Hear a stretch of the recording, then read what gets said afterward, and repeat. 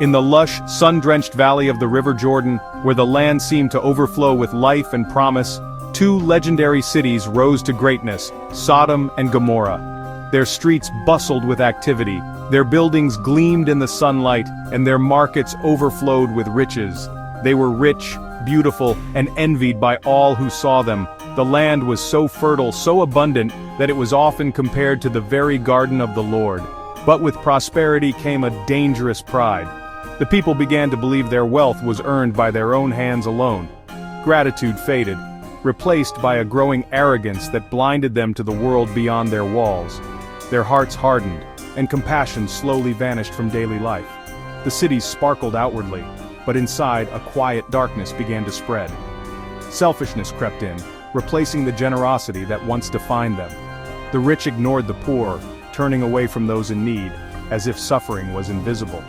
The streets, once symbols of abundance and community, became places where the hungry starved, while others feasted without a second thought. The cries of the oppressed and the needy were drowned out by endless celebration and the noise of constant revelry. Sodom and Gomorrah became a paradise on the surface, a place of beauty and wonder, but beneath it all, cruelty and indifference ruled. The divide between rich and poor grew ever wider, splitting the city into two worlds that rarely touched. The powerful looked down on the weak, their empathy lost to the heights of their own success.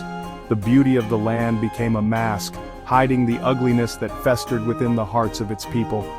The garden was still beautiful, its flowers and fruit as lush as ever, but its keepers had grown cold and cruel. And so, beneath the calm and the beauty, a storm was quietly gathering, waiting to break the silence of paradise lost. Sin is never silent. It echoes through the streets, through the hearts of people, and through the very fabric of a city. Even when hidden behind closed doors or masked by laughter, its presence lingers, leaving a mark that cannot be ignored.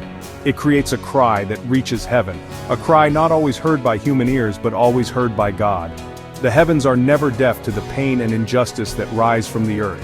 The suffering in Sodom and Gomorrah was not always loud, but it was real. In the shadows, people wept quietly, their hopes fading with each passing day. The pain of the hungry, the rejected, and the oppressed rose up to God.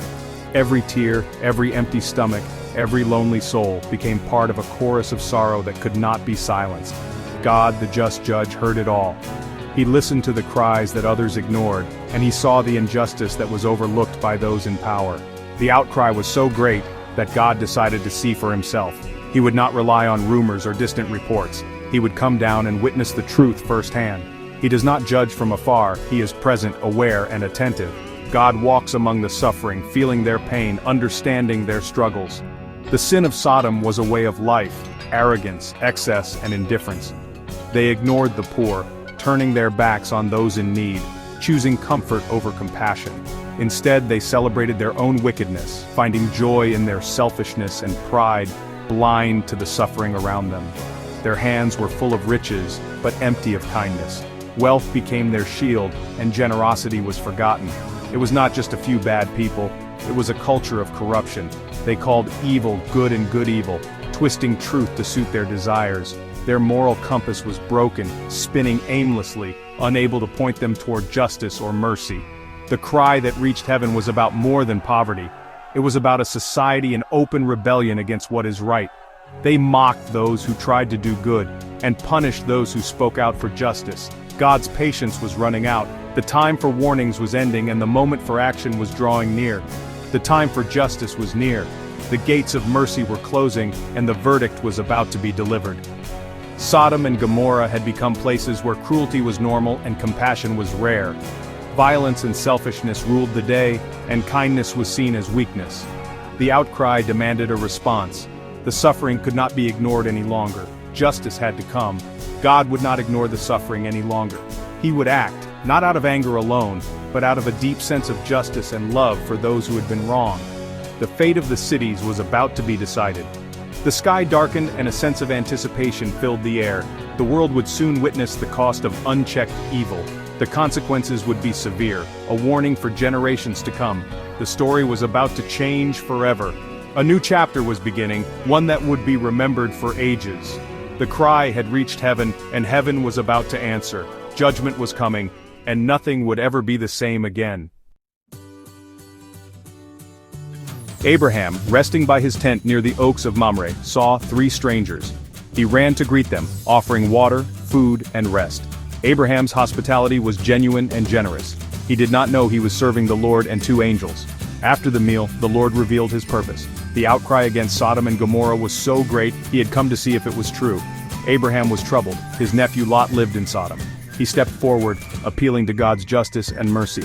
"Will you sweep away the righteous with the wicked?" he asked. Abraham reminded God of his own nature. The judge of all the earth must do what is right. Abraham's compassion and courage shone. He pleaded not just for Lot, but for any good people in the city.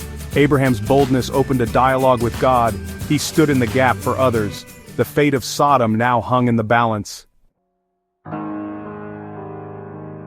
Abraham began to bargain with God for mercy. "What if there are 50 righteous people?" he asked. God replied, "For 50 I will spare the city." Abraham pressed on. 45, 40, 30, 20, 10. Each time God agreed. Abraham's humility and persistence showed the power of intercession. He pleaded for mercy, not just for Lot, but for all who might be righteous. God's patience was remarkable. For the sake of 10, he would spare the cities. Abraham's conversation ended, but the lesson was clear. One person's prayer can make a difference.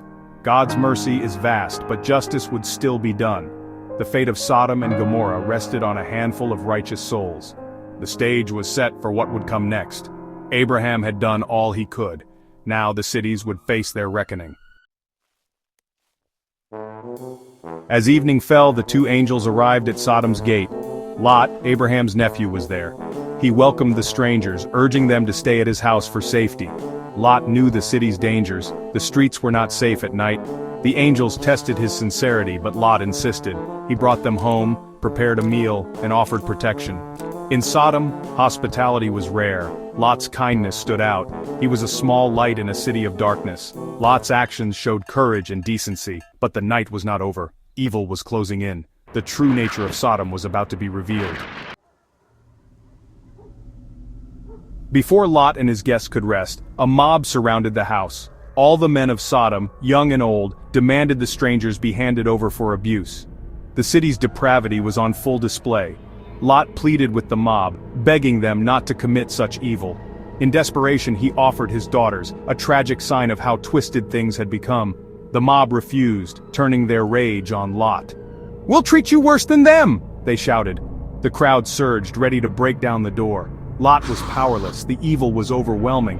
There was no reasoning, no goodness left to appeal to. The city's corruption was total. The outcry that reached heaven was justified. Sodom's darkness had consumed it. The situation was hopeless. Only a miracle could save them now. The night revealed the true heart of Sodom. Judgment was inevitable. As the mob attacked, the angels pulled Lot inside and struck the men with blindness. The threat was ended by divine power. The angels revealed their mission. Sodom would be destroyed. Lot was told to gather his family and flee. He warned his sons-in-law, but they laughed, blind to the danger. At dawn, the angels urged Lot to hurry. Even then, Lot hesitated, clinging to his old life. The angels seized Lot, his wife and daughters, dragging them to safety.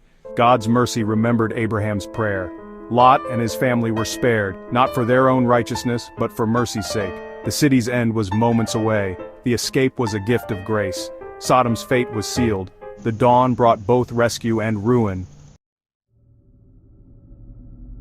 Lot begged to flee to a small town, and the angels agreed. The command was clear run and don't look back. As Lot reached safety, fire and sulfur rained down on Sodom and Gomorrah. The fertile valley became a wasteland in an instant. Lot's wife looked back, her heart still tied to Sodom. She became a pillar of salt, a warning to all who can't let go of the past. Abraham watched from afar, seeing smoke rise from the ruins. The cities were gone, but God remembered Abraham. Lot was saved because of a promise. God's justice was swift, but his mercy was real. The story ended in ashes, but not without hope. Sodom and Gomorrah were destroyed, but the lesson endured. God's judgment is perfect, his mercy is profound. The world would never forget what happened there. The cost of evil was made clear for all time. The story of Sodom and Gomorrah is more than just a tale from ancient history. It's a mirror held up to every generation. These cities, once thriving and full of promise, now lie in ruins, their fate echoing through the ages as a warning and a lesson for us all. Their downfall warns us against the dangers of pride, indifference, and turning a blind eye to those who suffer around us. When we ignore the needs of others, we risk hardening our own hearts. Sodom and Gomorrah fell not because of a single act, but because their hearts grew cold and unresponsive to compassion and justice. It's a reminder that a community's strength is measured by its kindness and willingness to help the vulnerable. In the midst of judgment, Abraham's prayers stand out. His bold intercession shows us the incredible power of standing in the gap for others, pleading for mercy even when hope seems lost. The story reminds us that one person's faith and courage can make a difference. By appealing to God's mercy, we can help change the course of lives, families, and even entire communities. Lot's wife, who looked back, teaches us a powerful lesson. True freedom means letting go of the past, no matter how familiar or comfortable it may seem. We must resist the urge to cling to what holds us back. To move forward, we must release the burdens and regrets that keep us from embracing a new beginning. Only then can we fully follow where God leads. God's justice is real and unwavering. He does not ignore evil or injustice forever. There is a time when wrongs are confronted and truth prevails. Yet His mercy is just as real and powerful. God was willing to spare entire cities for the sake of a few righteous people, showing us the depth of His compassion. He honored His promise to Abraham by rescuing Lot, pulling him and his family to safety even when they hesitated. God's faithfulness never fails. The story calls us to live with compassion and righteousness, to reach out to those in need and to build communities marked by love and justice. It challenges us to care deeply for others, to pray boldly, and to trust in both God's justice and His mercy, knowing that both are essential to true hope. The path of righteousness may be steep and difficult, but it leads to a life filled with meaning, purpose, and lasting joy. The ashes of Sodom and Gomorrah are a stark reminder that our choices matter, not just for ourselves, but for generations to come. God is both judge and father. He is just, holding us accountable, but also eager to forgive and restore those who turn to Him. The lesson is timeless. Choose the path that leads to life. Don't look back. Walk forward with hope, trusting that every step toward compassion and faith brings us closer to true freedom. Like, share and subscribe to Heaven with us.